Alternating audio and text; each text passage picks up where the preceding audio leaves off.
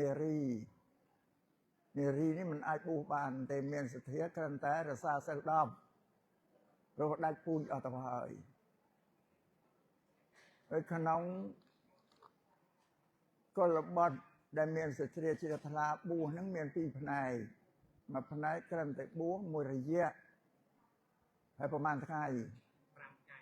5ថ្ងៃដូចតាច់ណាមួយចំណែកទៀតគឺបួសរហូតរៀងរៀប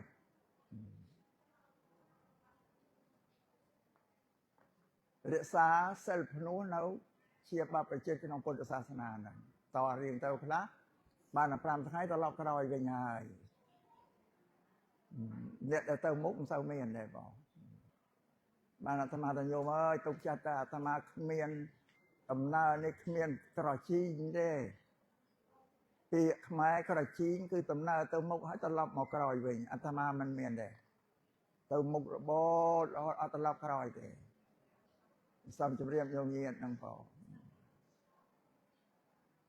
អាស្រ័យនេះក៏នៅក្នុងកម្មវិធីបុណ្យថ្ងៃនេះបុណ្យចម្រើនបច្ចុប្បន្នមិនចាំពិបាករៀបរាប់ឲ្យច្រើនទេក៏ទឹកចិត្តរបស់ព្រះសង្ឃញោមញាតិពុទ្ធបរិស័ទគឺជ្រះថ្លាព្រះធម៌ផងចំពោះព្រះសង្ឃផងដោយសេចរសាគឺត្បូងអស់កាលមិនដាច់សូមប្រគេនពរចំពោះព្រះថេរានុថេរៈគ្រប់រូបទាំងឡាយដែលមានព្រះគ្រូចៅអធិការវត្តសវណ្ណគិរីភ្នំជីជាងដែលតាំងនៅក្នុងស្រុកពនេតព្រះខេត្តបន្ទាយមានជ័យព្រមទាំងព្រះគ្រូសូត្រឆ្វេងស្ដាំភិក្ខុសាមណេរទាំងឡាយគ្រប់រូបដែលគង់ប្រចាំជាអចិន្ត្រៃយ៍នៅក្នុងវត្តសវណ្ណគិរីភ្នំជីជាងនេះនិងសូមចម្រើនពរញោមញាតិពុទ្ធបរិស័ទជាឧបាសកឧបាសិកាទាយកទាយិកាពុទ្ធមេមគ្គជនទាំងឡាយគ្រប់រូបដែលមានលោកអាចារ្យគណៈកម្មការវត្តក្នុងជីជាងនេះក្នុងកម្មវិធីថ្ងៃនេះកើតឡើងដោយឧបាសិកាកាយលីកព្រមទាំងកូនចៅឧបាសិកាវិនលិបព្រមទាំងកូនក្មួយនិងចៅឧបាសិកាចកលីណានិងស្វាមីព្រមទាំងបុត្រព្រមទាំងពុទ្ធបរិស័ទដែលនៅក្នុងភូមិព្រៃរកាសង្កាត់អូម៉ាល់កាត់អូម៉ាល់ស្រុកណៃនោះទេក្រុងបាត់ដំបងខេត្តបាត់ដំបងនិងសិស្សគាត់គ្រប់រូបទាំងអស់ញោមញាតិពុទ្ធបរិស័ទដែលអាត្មាបានរៀបរាប់នាមឈ្មោះប្រគេនចែកជូនចំពោះបកករណានិងញោមញាតិពុទ្ធបរិស័ទទាំងអស់គ្រប់រូបនេះគឺលោកដែលមានសទ្ធាជ្រះថ្លាក្នុងកម្មវិធីនេះគឺបានធ្វើបុណ្យចម្រើនព្រះជន្មាយុប្រគេនព្រះគ្រូវុទ្ធីវិរិយអាចារ្យសួនសំអាតដែលជាចៅអធិការវត្តសវណ្ណគិរីភ្នំជីជាងនេះព្រមទាំងមានពំពោះកុលបុត្រចំនួនប្រមាណនេះδενឃើញមានដាក់បងកុលបុត្រពំពោះប្រមាណនេះបួសហ្នឹង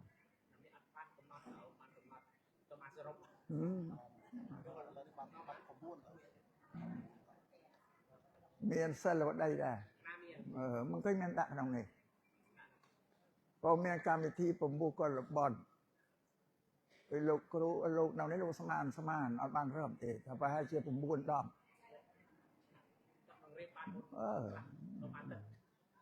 ហើយនឹងសិលវតី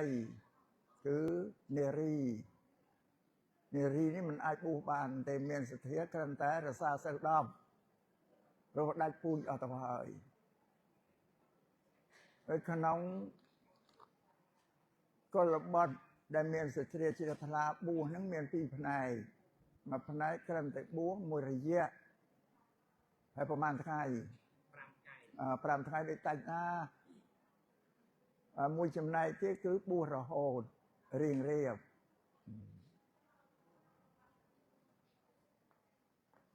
រក្សាសិលភ្នោះនៅ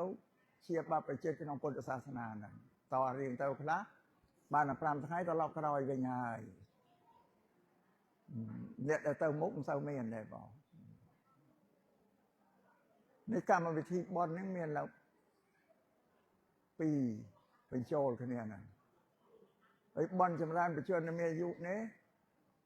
អាត្មាឬលោកគ្រូសួងប៉ាល់បើលោកសគាត់ទៅហើយលោកថាអ្នកដែលធ្វើបន់ចម្រើនអាយុថាមនុស្សឆោតអូយឆោតលោកថាអញ្ចឹងលោកថាចាំចម្រើនឲ្យតែដាច់ឆ្នាំចាស់ទៅចូលឆ្នាំថ្មីទៀតបោកឲ្យច្រើនមែនទេគេទេនឹងលោកនិយាយកំ pl ែងទេដែលប្រសង់និងញោមញាតពុទ្ធបរិស័ទធ្វើបន់ចម្រើនបច្ចុប្បន្នប្រគេននេះគឺដោយមានទឹកចិត្តពេញចិត្តពេញប្រតិនឹងព្រះអង្គមិនទាន់ចង់ឲ្យទៅណាចង់ឲ្យគង់នៅជាមលុបរបស់ព្រះសង្ឃនិងញោមញាតពុទ្ធបរិស័ទតែជាចំណោះជើងវត្តក្តីឬក៏មកពីបណ្ដាវត្តដទៃក្តីហ្នឹងនេះគឺចម្រើនអាយុណែហើយជាទៅមុខហើយកុំឲ្យត្រឡប់ទៅក្រោយវិញណាទៅមុខរហូតសប្តាហ៍នេះពួកបញ្ញវន្តសង្ឃឲ្យតែរៀនសូត្រចេះដឹងច្រើននោះអត់នៅទេបងសោះអស់ព្រោះញោមញាតសោកស្ដាយគ្រប់តែគ្នារហូតអត់តែញោមញាតនៅស្រុកមង្គលបរិយហ្នឹងដល់បញ្ញវន្តសង្ឃជាអស័កច្រើនអស់ទៅមន្តអាត្មាទៅទទួលផាត់និយាយលេងសើចទាំងឯងដូចមិនទុកចិត្តសម្ដេចទេនេះតែត្រឡប់ក្រោយញោមញាតនិយាយអត់ទុកចិត្តបានអាត្មាទៅញោមអើយទុកចិត្តតែអាត្មាគ្មានដំណើរនេះគ្មានក្រជីងទេពាក្យខ្មែរក្រជីងគឺដំណើរទៅមុខហើយត្រឡប់មកក្រោយវិញអាត្មាមិនមានទេទៅមុខរបរអត់ត្រឡប់ក្រោយទេសូមជម្រាបញោមញាតហ្នឹងផងអាស្រ័យនេះក៏នៅក្នុងកម្មវិធីបន់ថ្ងៃនេះបន់ចម្រើនបច្ចុប្បន្នមិនចាំពិបាករៀបរាប់ឲ្យច្រើនទេក៏ទឹកចិត្តរបស់ព្រះសង្ឃញោមញាតពុទ្ធបរិស័ទគឺជ្រះថ្លាពេញចិត្តក្នុងព្រះអង្គបានគេធ្វើកម្មវិធីបន់ហ្នឹងប្រគេនពរសូមឲ្យព្រះអង្គមានសុខភាពល្អជនមានអាយុយឺនយូរគង់ជាមលប់របស់ភិក្ខុសាមណេរទាំងឡាយដែលនៅក្នុងវត្តសវណ្ណគិរីភ្នំជញ្ជាំងឬក៏បរិស័ទគ្រប់ទិសទីរដ្ឋដែលគេស្គាល់ក៏ជ្រះថ្លានឹងព្រះអង្គហ្នឹងវាចង់បានអញ្ចឹងបានគេធ្វើកម្មវិធីបន់នេះប្រគេនវាធ្វើឲ្យត្រូវសម្ដែងហើយវែងពីស្ដារហ្នឹងគឺពីរឿងអ្នកបួសហើយនឹងសិលវតីក៏ដូចជាមានបញ្ហាឲ្យគ្រាន់តែសមាទានសិល11រយៈតាមចិត្តដែលសទ្ធាជ្រះថ្លានោះដល់គ្រប់កំណត់ថ្ងៃដែលសន្មត់ឲ្យក៏លាសិក្ខាបទ10ហ្នឹងទៅកាន់សិក្ខាសិល5វិញប៉ុណ្ណឹងឯងបងគណៈអប់រំបន្ទុំកាយវាចាចិត្តមួយរយៈប្រពេលបច្ចុប្បន្នហ្នឹងវាមានសាមណេរីភិក្ខុនីអត់មានទេដាច់ពូជអស់ហើយម្ល៉េះបានត្រឹមតែធ្វើដូនជីរក្សាសិល10មួយរយៈកាលឬក៏ក្នុងពេលដែលខ្លួនជ្រះថ្លាត្រឹមណាក៏រក្សាប៉ុណ្ណឹងទៅផងវាសំខាន់បំផុតគឺអ្នកបួសអ្នកបួសដែលមួយរយៈ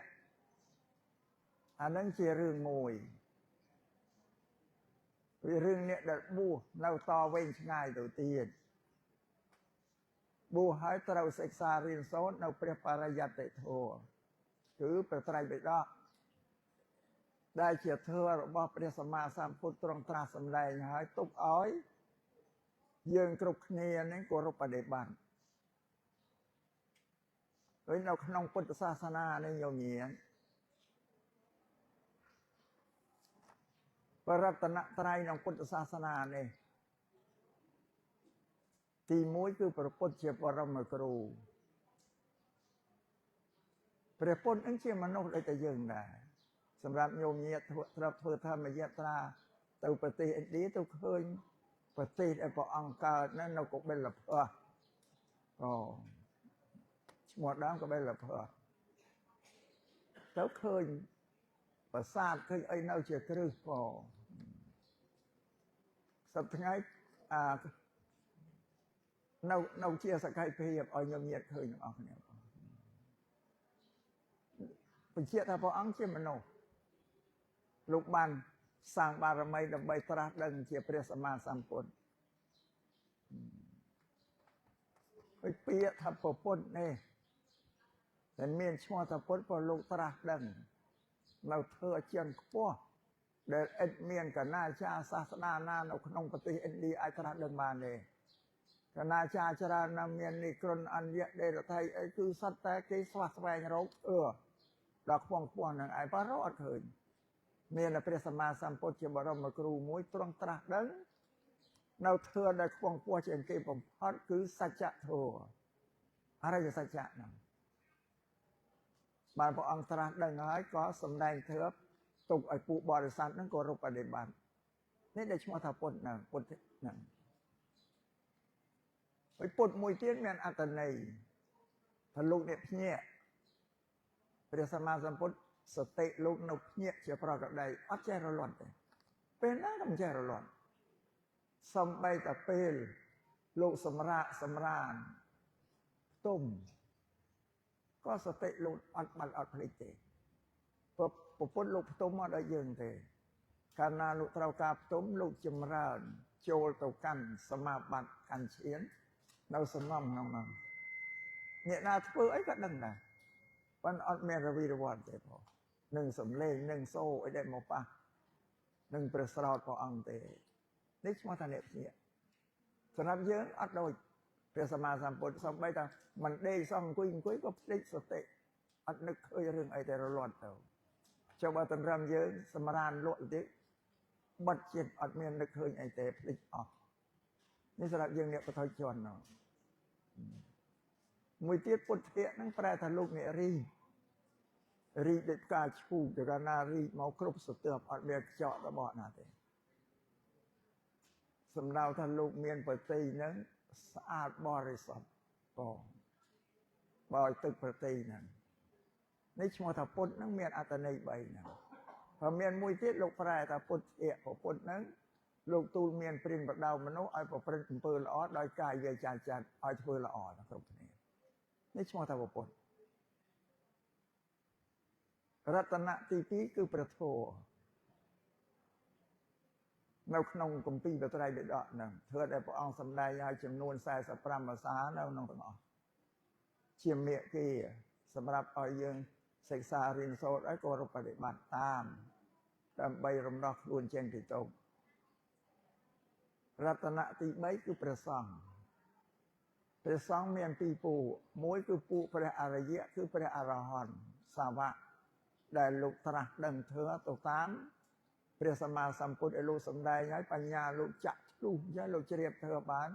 ចាក់ធ្លុះជ្រាបធម៌បានជ្រាបនៅសច្ចធម៌ហ្នឹងឯងមកយ៉ាងលោកអ្នកដែលត្រាស់ដឹងមុនគឺពួកបញ្ញវគិភិក្ខុ5មានព្រះអញ្ញត្តកុណដេញជាប្រធានចាស់ជាងគេដល់ស្ដាប់ធម៌របស់ពុទ្ធលោកសម្ដែងអរិយសច្ចៈចប់ហើយបញ្ញារបស់លោកចាក់ធ្លុះទៅក្នុងអរិយសច្ចៈហ្នឹងបានសម្រេចធម្មចក្ខុសោតាបតិមេហើយលោកលន់ប្រអស់ថាយ៉ាងកេញចេសមុទយៈធម្មងសព្វន្តាំងនិរោធធម្មន្តិដែលយកធ្វើច្បាស់មានសេចក្តីជាខ្មែរថាធម្មជាតិណាមួយដែលមានកិរិយាកើតឡើងហើយធម្មជាតិនោះទាំងអស់មានកិរិយារលត់ទៅវិញជាធម្មតាលោកចាក់ធ្លុះចឹងទៅក្នុងពេលនោះព្រះសម្មាសម្ពុទ្ធលោកភ្ញាក់ព្រោះបន្ទាប់ពីលោកមកមានតែអញ្ញត្តកុណដេញលោកត្រាស់ដឹងមកអញ្ញត្តកុណដេញគឺមនុស្សទី2ដែលត្រាស់ដឹងទៅពុទ្ធលោកផ្លិតប្រអស់ថាអញ្ញាសិវត្តពោកុណដេញញោអញ្ញាសិវត្តពោកុណដេញញោថាអូកូនដេញញាក់ចេះដឹងហើយណោឡើងប្រអស់ព្រោះលោកអត់តែមែនដឹងបានមានកូនដេញញាក់ណាលោកត្រាស់ដឹងបន្ទាប់ពីពុទ្ធ có lúc lần phải ông sài cho con đây nhẹ chết đang ngày nóព្រះអរហន្តដែលស្ដាប់សច្ចធម៌ណាបើពូព្រះអរិយសង្ឃអស់ហើយញញៀនចេះតែរលត់បាត់បង់ទៅវាអត់មានព្រះអរិយសង្ឃណាដែលនឹងត្រាស់ដឹងកើតបានទីទេចេះតែអស់ទៅចឹងព្រះសង្ឃយើងសប្តាហ៍ថ្ងៃនេះមានដែរក៏ប៉ុន្តែមិនមែនអរិយសង្ឃគេហៅសមតិសង្ឃព្រះសង្ឃដែលគេសន្មតពលលោកនៅមានកិលេសពេញតែខ្លួនដោយតែញោមញាតដែរប៉ុន្តែគាត់ថាភេទជាអ្នកបួសតែចិត្តថ្លាមិនខុសពីញោមញាតទេប៉ុន្តែអង្គខ្លះអាលោកបានសិក្សារៀនសូត្រព្រះធម៌ពីវិន័យទៅលោកអប់រំបន្ទុំកាយវាចាចិត្តរបស់លោកផងហើយលោកឆ្លៀតឱកាសដើម្បីបង្ហាត់បង្រៀនញោមញាតនាំព្រះធម៌ហ្នឹងមកសម្ដែងប្រាប់ញោមញាតបើចាំឲ្យលោកបានសម្រេចត្រាស់ដឹងផងអត់បានទេអត់បានចែកធម៌ដល់ញោមញាតទេអាហ្នឹងអានេះដូចអ្នកជំងឺណាខ្លួនឯងកំពុងតែឈឺកំពុងតែបរិភោគថ្នាំផងទៅប្រាប់ថ្នាំដល់ញោមញាតអ្នកឈឺដូចគ្នាហ្នឹងណាមិនចឹងបើពូព្រះអរហន្តណាទេលោកជាអស់ហើយរួចផុតពីជំងឺបានលោកប្រាប់ថ្នាំដល់អ្នកដទៃដល់យើងសប្តាហ៍អត់ទេយល់ទេញោមញាតនៅបន្តចុះតែគ្នាវាស្មើគេថាគិញគក់លក់ថ្នាំស្រែងខ្លួនឯងនៅស្កាត់ស្រែងក៏គ្រីទៅប្រាប់ថ្នាំគេប៉ុន្តែធ្វើម៉េចពេលវេលាវាចឹងត្រូវឆ្លៀតប្រាប់ឲ្យញោមមានឧបនិស្ស័យបច្ច័យទៅដល់បានជ្រាបថាយកទៅបដិបត្តិទៅអានោះអញ្ចឹងនេះសម្រាប់សមតិសង្ឃថ្ងៃនេះហើយពុទ្ធសាសនាពុទ្ធបរិនិព្វានផុតហើយយើងអត់ដែលឃើញទេព្រះធម៌នៅតែក្នុងគម្ពីរបត្រៃបិដកដូចជាអត់ឃើញដែរនេះមានព្រះសមតិសង្ឃដែលជារូបភាពដែលឲ្យញោមញាតក៏លេចឃើញព្រះសង្ឃពុទ្ធសាសនានឹកឃើញដល់ពុទ្ធសាសនាជ្រះថ្លាបើសិនណាព្រះសង្ឃនេះសាបសូន្យអស់ទៅទៀតអត់ដែលញោមមើលអត់ឃើញមានរូបអីជាប្រតាំងគឺពុទ្ធសាសនាត្រូវសូន្យមកនេះបើថាយ៉ាងណាក៏លោកមានគុណបំណាច់ដែរតែបានតែញោមញាតណាសមតិសង្ឃក៏លោកមានគុណដែរព្រោះលោកសំដែងភាពពុទ្ធសាសនាឲ្យញោមញាតបានឃើញជ្រះថ្លាតែឃើញព្រះសង្ឃហ្នឹងនឹកដល់ព្រះធម៌នឹកដល់ពុទ្ធឃើញយ៉ាងวันนี้សប្តាហ៍ថ្ងៃមានសមតិសង្ឃជាផ្តាំសម្រាប់បង្ហាញរូបភាពដល់ញោមញាតគ្រប់គ្នាទាំងអស់នេះបរតនត្រ័យនៅក្នុងពុទ្ធសាសនាហ្នឹងទីសាសនាដទៃសត្វទេវតាប្អិនប្រព្រំទៅជាព្រះនឹងមកបដៅមនោតែសម្រាប់ពុទ្ធសាសនារបស់យើងនេះពុទ្ធលោកទៅបដៅទូលមានទេវតាផងនិងមនុស្សផងញោមញាតមកតែញោមញាតតែសូត្រសទ្ធាទេវមនុស្សសាnăngព្រះអង្គជាគ្រូរបស់ជាសាស្ត្រាចារ្យរបស់ទេវតានិងមនុស្សញោមញាតមើលអស្ចារ្យប៉ុណ្ណាមនុស្សតែទៅទូលមានព្រះបដៅដល់ទេវតាចូលមកសាកសួរមកស្ដាប់ធម៌ប្រពុតហ្នឹងពេលទេវតាចូលនៅពាក្យកណ្ដាលអត្រាតមនុស្សសម្រាប់នឹងត្រាតពេលដែលប្រពុតលោកជួបទេវតាដោះស្រាយបញ្ហាឬសម្ដែងធម៌ទេវតាស្ដាប់អញ្ចឹងបងនេះសូមឲ្យញោមញាតជ្រាបគ្រប់គ្នាទាំងអស់បងនេះអាស្រ័យហេតុនេះពុទ្ធសាសនាយើងមានគុណានុភាពហើយពាក្យទូលមានព្រានរបស់ប្រដៅរបស់ពុទ្ធទាក់ទងតែនឹងជីវិតមនុស្សសង្គមរបស់មនុស្សទេអត់មានទាក់ទងអីទេបើញោមញាតអត់បានសិក្សារៀនសូត្រអត់ដឹងថាធ្វើប្រពន្ធយ៉ាងណាធ្វើប្រពន្ធទាក់ទងលោកទូលមានព្រានប្រដៅមនុស្សទាំងអស់ហ្នឹងឲ្យប្រព្រឹត្តល្អហ្នឹងដោយកាយវាចាចិត្តហ្នឹងជាពាក្យប្រពន្ធកន្លែងតាណាក៏លោកនាំឲ្យធ្វើល្អហ្នឹងចា៎អាស្រ័យនេះសម្រាប់អ្នកដែលបួសហើយតាំងនៅបានយូរត្រូវសិក្សារៀនសូត្រនៅពុទ្ធវចនៈគឺបត្រៃបិដកប៉ុណ្ណឹងនេះយ៉ាងណាក៏មិនអីទេមានលោកគ្រូលោកនិយល់ហើយលោកអប់រំសិស្សគាត់នឹងឲ្យសិក្សារៀនសូត្រព្រោះអ្នកបួសក្នុងពុទ្ធសាសនានឹងមាន6យ៉ាងណាញោមញាត6យ៉ាងល្អតែមួយតែ5អត់ល្អទេបួសទី1ថាឧបកៃលេកាបួសលេងល្បែងបើសម័យពីបុរាណដែលវាបែកបន្ទាយលងវែងទៅវាខ្សោយធ្វើវិន័យហើយលោកគ្រូនឹងអត់បានធ្វើអីទេមិនគិតចម្រើនមេត្តាព្រះនេះទេ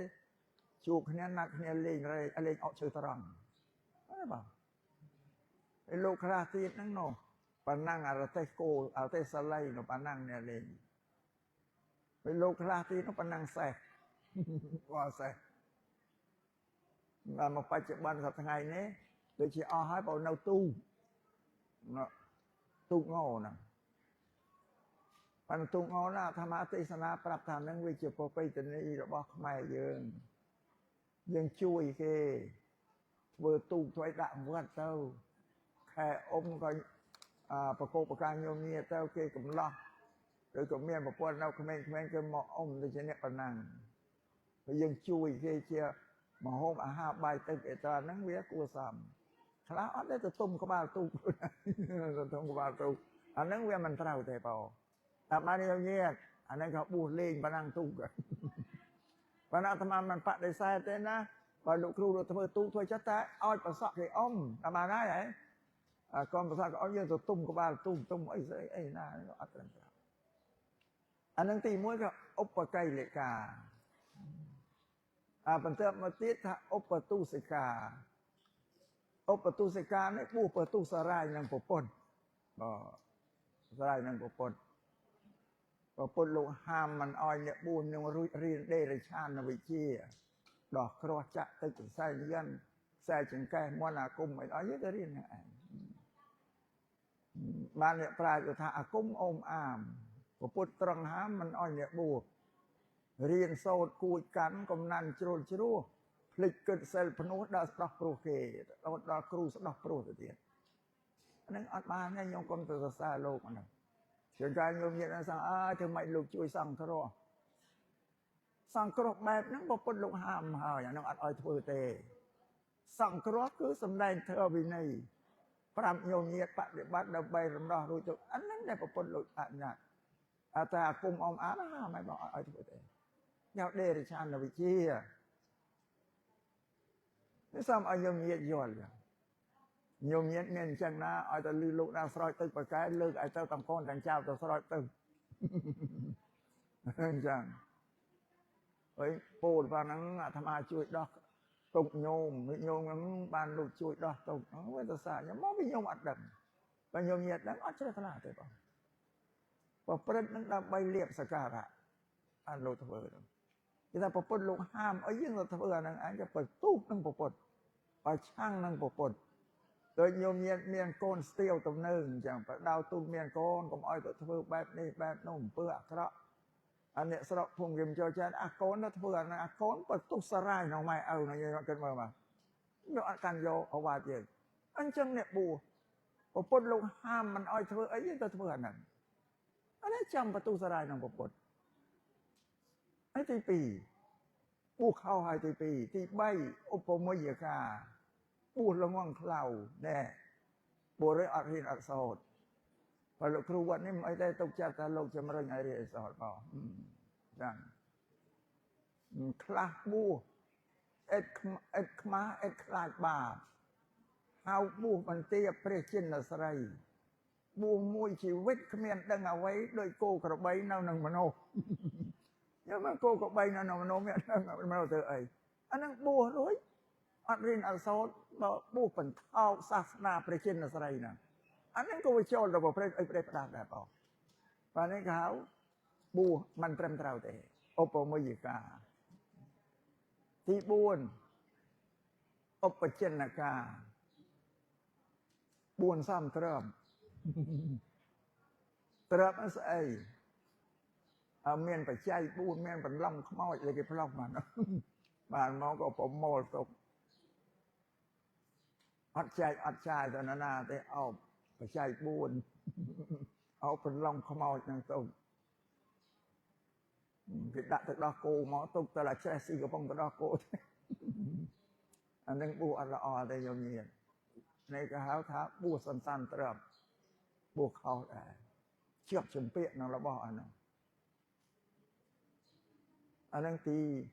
4ទី5ឧបជីវកា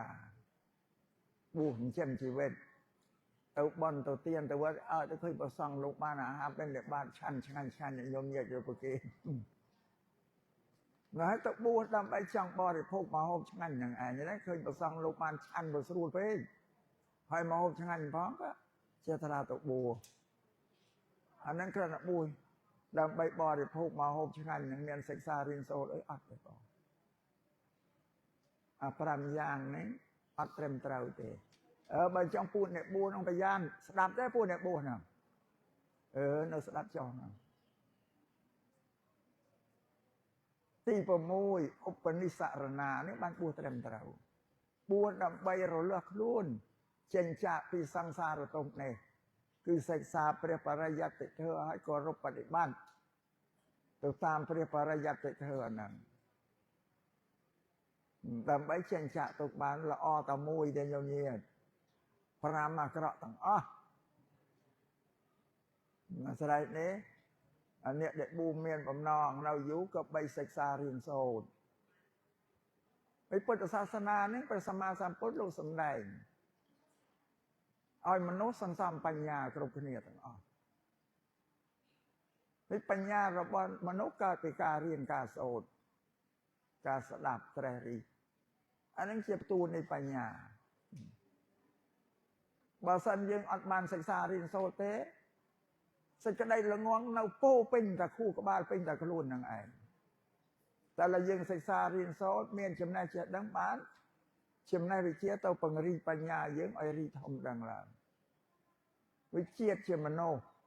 ខុសពីដេរឆានពូជមនុស្សកើតមកមានក្របពូជបញ្ញាស្រេចមកក្របម្នាក់ដេរឆានអត់មានទេគ្មានពូជបញ្ញាទេគោកបីហ្នឹងប៉ុន្តែបញ្ញារបស់មនុស្សបើអត់បានរៀនសូត្របញ្ញានឹងអត់រីកទេអត់ធំទេបងបញ្ញារីកធំបានដោយសារការសិក្សារៀនសូត្រនឹងបានបញ្ញានុវរីឥឡូវអាត្មាលើកឧទាហរណ៍ឲ្យញោមញាតិស្ដាប់មនុស្សម្នាក់កើតថ្ងៃជាមួយគ្នាខែជាមួយគ្នាឆ្នាំជាមួយគ្នាព្រោះម្នាក់គេកើតនៅកណ្ដាលក្រុងម្នាក់ទៀតកើតនៅស្រុកក្រៅលំនៅជនបទហ្នឹងមនុស្សពីរនាក់ហ្នឹងខុសគ្នាអ្នកក្រុងគេមានបញ្ញាជ្រាវឆ្លាតចេះដឹងព្រោះគេបានរៀនមានសាលារៀនមានដល់វិទ្យាល័យមហាវិទ្យាល័យសាកលវិទ្យាល័យទៅអាហ្នឹងឯងសម្រាប់បង្កើនបញ្ញាហ្នឹងនៅឯស្រុកព្រៃមានសាលាណារៀនអត់មានខ្លាំងត្រឹមបឋមឬអនុវិទ្យាល័យឬបើស្រុកវធំនោះមានវិទ្យាល័យអស់ប៉ុណ្ណឹងចង់បន្តទៀតតែទៅក្រុងបាត់ដំបងក្រុងសេរីសោភ័ណ្ឌទីក្រុងបានមានសាលាដែលបង្ហាត់បរិវិជាជាងខ្ពស់ទៅទៀតនោះសូមឲ្យញោមញាតិជ្រាបពុទ្ធសាសនាព្រះសម្មាសម្ពុទ្ធណាលោកសម្ដែងគឺសេចក្តីល្ងងជាមន្ទិលជាសត្រូវរបស់ពុទ្ធសាសនាពេលនេះលោកឲ្យញោមញាតិលះលោភៈទោសៈមោហៈហើយអាលោភៈសេចក្តីចង់បានក្រៃលែងជាងសមត្ថភាពរបស់ខ្លួនมันមើលទៅក្រោមនេះមើលទៅលើតាមគេអ្នកលើដល់គេមានបញ្ហាលើបានតែអញ្ចឹងយើងលោកឡើងពុះព្រឹកអំពើអាក្រក់ហើយទោសៈកំហឹងយកចងសេចក្តីក្រោធទុកក្នុងចិត្តនឹងពុទ្ធឲ្យលះឲ្យរៀនលះចេញហើយទី3មោហៈហ្នឹងគឺឈ្មោះនៃសេចក្តីល្ងងគឺអវិជ្ជាមោហៈឈ្មោះអីល្ងងនេះទាំង3ហ្នឹងព្រះសម្មាសម្ពុទ្ធឲ្យយើងលះបង់រៀនលះបង់ឲ្យបានកុំរក្សាពូជហ្នឹងទុកនៅក្នុងចិត្តហ្នឹងកាលណារក្សាពូជ3នៅក្នុងចិត្តអត់បានយើងទៅចេះដឹងទេដល់វាយើងស្លាប់ទៅនឹងទៅកាន់អបាយនេះទោសអានសេចក្តីល្ងងជាសត្រូវរបស់ពុទ្ធសាសនាបើអញ្ចឹងញោមញាតិពុទ្ធបរិស័ទជាពិសេសគឺព្រះសង្ឃហ្នឹងដែលត្រូវរៀនព្រោះពុទ្ធព្រះសង្ឃត្រូវតែសិក្សារៀនសូត្រព្រះបរិយត្តិធម៌ហ្នឹងឲ្យចេះដឹងព្រោះក្នុងបត្រៃបិដកមានគ្រប់ឲ្យមានសិលធម៌ចរិយាធម៌ស្អីឲ្យសពបែបទាំងអស់ទាក់ទងទៅនឹងជីវិតមនុស្សឲ្យយើងសិក្សាយើងបប្រតិបត្តិនេះសម្រាប់ពុទ្ធសាសនាប៉ុន្តែញោមញាតិគ្រប់គ្នាទាំងអស់អត់បានសិក្សារៀនសូត្រកើតធំឡើងយាយម៉ែនាំទៅវត្តចេះតែទៅតាមតែគាត់តំណឹងទៅធ្វើអីថាយកបាយចង្ហាន់ប្រគេនលោកដើម្បីយកបន់បានបន់អីពុទ្ធសាសនាវាមិនមែនសំខាន់នឹងយកបាយយកចង្ហាន់ទៅប្រគេនលោកមានអីធំអញ្ចឹងទៅទៀតប៉ុន្តែបើញោមញាតិមិនចិញ្ចឹមលោកដោយបច្ច័យ4លោកនៅបានណាអានឹងជាបច្ច័យ4ដែលព្រះសង្ឃត្រូវការណាតាំងពីស្បង់ចីវរអាហារបិណ្ឌបាតសេនាសនៈ គេលៀនភេសជ្ជៈអីហ្នឹងបងបានលោករស់នៅបានរក្សាពុទ្ធសាសនាហ្នឹងដល់ចឹងយើងអត់យល់ទេបងគាត់បានជួយទំនុកបំរុងឲ្យលោកមានជីវិតរស់នៅកុំឲ្យមកអន្តរាយនេះបានសម្រាប់ពុទ្ធសាសនាទាំងព្រះសង្ឃទាំងគ្រហស្ថត្រូវតែឲ្យរៀនសូត្រហើយសម្រាប់ព្រះសង្ឃមានលោកគ្រូនឹងឲ្យលោកទទួលខុសត្រូវឲ្យរៀនសូត្រព្រោះព្រះសង្ឃនេះលោកគ្រូចៅអធិការក្តីឧបជាក្តីប្រធេរៈក្តីគេហៅសង្ឃបិតាឪពុករបស់ព្រះសង្ឃត្រូវឲ្យព្រះសង្ឃជាសិស្សគុណរបស់ខ្លួនទៅរៀនសូត្របំពួកអ្នកធំទាំងអស់នេះមិនបានជួយទំនុកបំរុងឲ្យរៀនសូត្រចេះដឹងទេលោកគ្រូឧបជាប្រធេរៈមន្ត្រីសង្ឃក្រុងស្រុកក្រុងខេត្តអីទាំងអស់សិតតែមានទោសទទួលកំហុសមានទោសព្រោះយើងធ្វើឲ្យព្រះសង្ឃពុទ្ធសាសនាល្ងងដោយសារយើងអត់បានប្រព្រឹត្តទៅតាមពុទ្ធដីការបស់ព្រះពុទ្ធហើយតើការណាល្ងងហើយនោះអ្នកបួស5យ៉ាងអតិរិយទៅក្នុងហ្នឹងហើយធ្វើឲ្យពុទ្ធសាសនាអន្តរាយអាសាបងប្រព្រឹត្តអីទៅដែរទៅញោមញាតក៏លេខឃើញលោកលេងជ្រះថ្លាថាលោកប្រព្រឹត្តអីប្រទេសប្រដា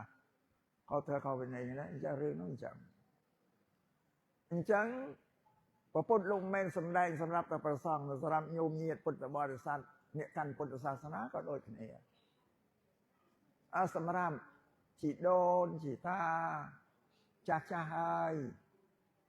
មានកូនខ្លួននោះវាមានចៅមានកូនត្រូវដាស់តឿនឲ្យកូនរបស់ខ្លួនហ្នឹងឲ្យចៅហ្នឹងរៀនសូត្រឲ្យបានខ្ពង់ខ្ពស់ឲ្យបានដល់ត្រើយត្រាននៃវិជ្ជា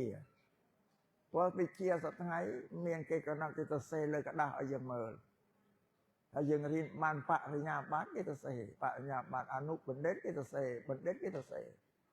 ទៅសុំការងារគេធ្វើឲ្យគេសុំសញ្ញាបត្រទៅមើល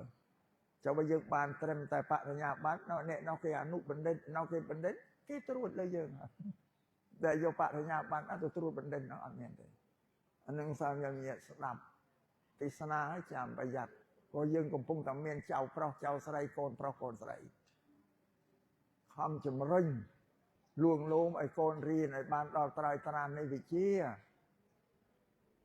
ការរៀនសូត្រលោកធៀបដូចជាធ្វើដំណើរឆ្លងសមុទ្រលំហវែងណាស់ញញាតរៀនជាង20ឆ្នាំណាបានដល់បណ្ឌិតមកចាប់ពីរៀនជាង20ឆ្នាំរៀនឆ្នាំទី1គឺយកទៅសាលាលោកគ្រូបញ្រៀនសអស្អាតនេះដូចនៅក្នុងជ្រាំងខាងអាយនៅលើដីមាត់ជ្រាំងឆ្នាំទី2ទី3អានាវាទូចេញពីជ្រាំងហើយកាត់ប្រវាលនៃសមុទ្រលំហសមុទ្រចង់មករៀនមកយើងថាបានត្រឹមវិទ្យាល័យហើយក៏ឈប់ទៅជាងការកូនក្នុងខ្ជិលវាឈប់ឲ្យតែរៀនមិនក៏វាមិនទៅជាងការម៉ែឪនោះបញ្ឈប់កូនទៀតឈប់តែអញរវល់ធ្វើស្រែធ្វើជាងការទំលងការស្រូវមានណាជួយធ្វើតែឈប់មកជួយធ្វើការអញណាឲ្យកូនឈប់តែម៉ែឪឲ្យកូនឈប់មកពីម៉ែឪល្ងងមិនយល់តម្លៃនៃវិជ្ជាហើយខ្លះម៉ែឪខ្លះប្រាប់កូនមកអើយកូនឯងមិនចេះអក្សរដូចអញក៏មើលអញចេះជីវិតអញរស់អញចេះម៉ែរស់បញ្យល់កូនតែគាត់អត់ចេះអក្សរមកគាត់ចេះជីវិតគាត់រស់អញចឹងបងនឹងសេចក្តីល្ងងខ្លៅរបស់ម៉ែឪហ្នឹងបងអត់យល់អានឹងបុរាណលោកពោលថាបើឈប់ខ្លួនឯងរៀនទៅឈប់ខ្លួនឯងឬក៏ម៉ែឪនោះបញ្ឈប់ឲ្យរៀនឈប់ខ្លួនឯងទៅលិចទូកណ្ដាលទន្លេហើយបើម៉ែឪបញ្ឈប់អានេះម៉ែឪបញ្លិចទូកូនអត់ឲ្យទៅទៀតទេណាមកបញ្លិចទូកូនមិនឲ្យទៅមកទៀតរួចនេះប្រយ័ត្នម៉ែឪកុំបញ្លិចទូកូនដូចតែកូនល្ងងហើយណាញោមញាតព្រះពុទ្ធលោកថាម៉ែនឹងម្ដាយមានវេរានឹងកូន2នឹងកូននឹងចិត្តតែថ្ងៃស្លាប់ឪពុកជាសត្រូវធំរបស់កូនវេរាយ៉ាងម៉េចថាកូនក្រហើយម៉ែឪណាងាប់ទៅអត់បាត់ភ្នែកទេងាប់ទៅភ្នែកបើកឡោមកវាគិតពីកូនថាអញងាប់ទៅនឹងជោគវាសនាកូនបានក៏វេរានឹងពីអត់ទាញបណ្ដាច់ពីកូនបានជាប់ដល់ជីវិតចុងក្រោយពេលឪជាសត្រូវធំរបស់កូនណាឪជាសត្រូវធំ កូននឹងបដៅបានប្រទូសារាយសត្រូវនឹងគ្នាឆ្លោះគ្នាឪថាចេះកូនតែចុះទៅមកឪកូនសត្រូវគ្នានេះបានបុរាណនោះថាមានកូនមិនអោយកូនសូត្ររៀនចំណេះរបៀងការនានាមេដាលោកទុកដូចថាដូចជាវេរាបៃតាទុកជាសត្រូវធំរបស់កូនកូនធំរូបរាងពុតមិនឡើងហៅថាមិនកើងក្នុងជំនុំប្រៀបដូចកក់គ្រោងចូលប្រជុំកណ្ដាលជំនុំនៃរាជហង្សរាជហង្សគឺអ្នកប្រាជ្ញកក់គ្រោងគឺមនុស្សដែលល្ងង់ចូលកណ្ដាលវត្តមកឈោសង្កត់នោះអាស្ដាប់គេក៏មិនយល់អាបានលើកពីអីយ៉ាងហ្នឹងអត់រួចណានេះបុរាណដូនតាខ្មែរយើងមកប្រាប់បើអញ្ចឹងលោកឪពុកអ្នកម្ដាយស្ដាប់ធ្វើទេសនានេះណាហើយត្រឡប់ទៅផ្ទះវិញទៅអប់រំកូនស្រីកូនប្រុសឲ្យខំរៀនសូត្រឲ្យដល់ត្រើយត្រាននៃវិជ្ជាអញ្ចឹងបើប្រឡងវិទ្យាល័យជាប់ហើយតដំណើរមកទីឆ្លងបវរសមុទ្រមកបានត្រឹមតែបរិញ្ញាបត្រអនុបណ្ឌិតឈប់លោកពូលពាក្យមួយទៀតហើយថាអើយចិត្តដល់កំពង់លងទូមិនដល់កំពង់ត្រឹមបរិញ្ញាបត្រអនុបណ្ឌិតថាចិត្តដល់កំពង់ហើយបើលងទូវាអត់ដល់ត្រើយកំពង់សួរថាប៉ុណ្ណាទៅបានគេថាដល់កំពង់បណ្ឌិតយកបណ្ឌិតបានដល់កំពង់ត្រើយត្រាននៃវិជ្ជាស្ដាប់បានទេញោមញាតណូស្ដាប់ចោះណូបើអញ្ចឹងធ្វើម៉េចលុំទងកូនស្រីកូនប្រុសឲ្យរៀនសូត្រឲ្យយកបណ្ឌិតឲ្យបាននេះធ្វើទេសនាថ្ងៃនេះគឺលើកពីពុទ្ធសាសនានឹងឯងតែអាត្មាសំដែងហ្នឹងគឺពាក្យរបស់ព្រះពុទ្ធលោកសំដែងហើយក៏លើកជាឧទាហរណ៍បច្ចុប្បន្នហ្នឹងដើម្បីឲ្យញោមញាតងាយយល់ក៏ឧទាហរណ៍ដែលអាត្មាលើកឲ្យស្របតាមពុទ្ធដីការបស់ព្រះពុទ្ធនឹងឯងដើម្បីឲ្យញោមញាតងាយយល់ថាវិជ្ជាមានតម្លៃពេលបើកូនរៀនបានដល់បណ្ឌិតញោមញាតម៉ែឲ្យយាយតាក៏មានមុខមានមាត់មានកិត្តិយសប្រកូនដែរពេលអាកូនរៀនដល់បណ្ឌិតទុកដូចជាតបស្នងសងគុណលោកឪពុកអ្នកម្ដាយព្រោះលោកឪពុកអ្នកម្ដាយគាត់ចិញ្ចឹមយើងណាតាំងពីយើងកើតមកសម្ពុតខោអាវក៏ប្រើប្រាស់ផងគាត់មកហូបអាហារបាយទៅក៏បរិភោគផងគាត់ផ្ទះសម្បែងក៏ធ្វើឲ្យនៅឆ្នាំព្យាបាលរោគក៏ប្រើប្រគាត់នេះផ្លូវសម្ភារៈមិនដែលម៉ែឪនៅធ្ងោដល់វាកើតមកបំផ្លាញឯងដល់ឯរោមកស្អីក៏វាមិនគួងបានសម្ពុតក៏ដណ្ដើមស្លៀកបាយដណ្ដើមទីមិនអត់ទេពួកគាត់ដឹងទួនាទីគាត់ត្រូវតែទំនុកបំរុងកូនអានេះគឺថាផ្លូវសម្ភារៈចុះផ្លូវចិត្តថាស្រឡាញ់បីបំឋានៈថ្នមកូនប្រុសកូនស្រីហ្នឹងក៏ដូចជាទេវតាក្នុងឋានសួគ៌អញ្ចឹងបានប្រពុតថាម៉ែឪជាទេវតារក្សាកូនហើយម៉ែឪជាគ្រូទី1របស់កូននេះខ្ញុំញ៉ាំគេមើលមកហើយខ្ញុំមានដឹងថាអញគ្រូរបស់កូននេះអត់ដឹងតែថាគ្រូទី1របស់កូនគឺប្រពុតលោកប្រាប់យើងឲ្យយើងដឹងបើអញ្ចឹងម៉ែឪត្រូវបង្ហាត់បង្រៀនកូនឲ្យត្រឹមត្រូវនិយាយពីគ្រូនេះគឺខ្ញុំញាតមិនយល់ដែរបើមិនបានបញ្យល់ខ្ញុំញាតគិតមើលមកកូនកើតពីយើងមកតាំងពីមួយថ្ងៃមានចេះអីសំបីតែឃ្លានទឹកដោះយំស្រែកតែម៉ែទាំងអស់កូនឃ្លានទឹកដោះយកមកឲ្យបៅកូនក្តៅខ្លួនមិនស្រួលខ្លួនអានឹងយំខ្លាំងចាឃ្លានទឹកដោះទេយំដាក់ពីដៃម៉ានទេអានឹងកូនឈឺនឹងគឺសំអាងតែយំប្រាប់ដល់ដល់ធំឡើង 4-5 ឆ្នាំហើយហ្នឹងឃើញរបស់អីចង់បានដល់ម៉ែឪមិនរមទិញទៅយំរនាលខ្លួននឹងសង្អាងតែយំទៀតតែបានណាក្មេងអាងយំយកយំជាធំបានជាអ្នកប្រាជ្ញបុរាណខ្មែរយើងលោកថាបណ្ឌិតអាងច្បាប់អ្នកប្រាជ្ញគេអាងច្បាប់យើងធ្វើអីក៏គេបញ្យល់ណែនាងច្បាប់ផ្លូវលោកគេពោលចេះសាស្ត្រាគេយកច្បាប់មកបញ្យល់យើងអ្នកប្រាជ្ញបណ្ឌិតអាងច្បាប់ពីលអាងកម្មពីលឲ្យតែបខឹងរកយើងចឹងទានបថោទានទាដេញកម្មយើងពេញតែភាសាប្រណិតព្រះពីលចាស់អាងស្លាប់ម៉ែឪដែលក៏ចាស់ហើយឃើញកូនធ្វើអីក៏និយាយណែកុំធ្វើចោលវាមិនត្រូវតែអាកូនមកអត់ស្ដាប់ដើរកាត់មុខធ្វើហើយចឹងគាត់នឹងធ្វើម៉េចធ្វើអីវាកំបាញ់យើងចាស់ហើយគាត់ពូលអើយមិនស្ដាប់ម៉ែក៏ហើយទៅអញចាស់ហើយមិននៅប្រមាណនឹងតែក៏ស្លាប់ហើយគេនិយាយទៅស្ដាប់អាងស្លាប់តែអាក្មេងអាងយំ នេះអាមនុស្សនេះមានសំអាងរៀងខ្លួនបណ្ឌិតអាងច្បាប់ពេលអាងកាប់ចាស់អាងស្លាប់ក្មេងអាងយំអូទីប៉ុណ្ណឹងនេះយាយចាស់តែនិយាយអញកូនមិនស្ដាប់ខឹងទេធ្វើអីគេមិនកើតទេពូស្ដាប់អញតែឲ្យតែចាស់នៅប្រមាណតែកងាប់បាទហ្នឹងរឿងនោះអញ្ចឹងញោមញាណបានអាស្រ័យហេតុនេះកូនរៀនសូត្របានយំនេះទុកដូចជាតបស្នងសងគុណលោកឪពុកអ្នកម្ដាយដែលយើងប្រើប្រាស់របស់ទ្រព្យប្រកបឲ្យកើតស្រឡាញ់ពេញចិត្តពេញក្លើមហ្នឹងចឹងនេះជាកិច្ចតបស្នងសងគុណលោករួចកាលណាយើងរៀនមានបញ្ញាគ្រប់គ្រាន់ហើយទុកដូចជាទ្រព្យសម្បត្តិយកសាក់នៅក្នុងបញ្ញាហ្នឹងហើយចាំប្របាក់ម៉ែឪគាត់ឲ្យអីទៀតទេបង